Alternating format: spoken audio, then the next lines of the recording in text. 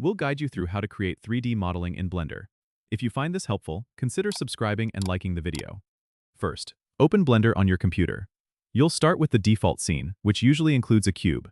To begin creating a new model, you can either delete this cube by selecting it and pressing the X key or use it as a base. Next, let's add a new object to work with. Go to the top left corner and click on the Add menu, then choose Mesh, and select the shape you want, like a sphere or cylinder.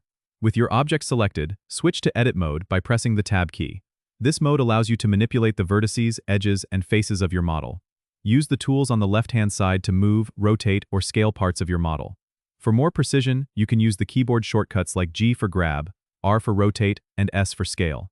To add more detail, you can subdivide the surface by right-clicking and selecting Subdivide, which creates more vertices for smoother shapes. If you want to combine multiple shapes, press the Shift key while selecting each object and then press Ctrl+J to join them into a single mesh. Once you're satisfied with the basic shape, switch to Object mode by pressing Tab again.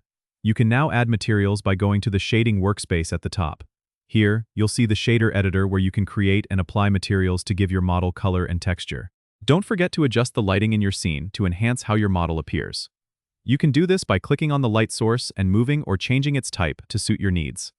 Finally, when your model is ready, go to the top left and click File, then Export, to save your model in the desired format, like .obj or .fbx. Don't forget to subscribe and comment if this helped you out.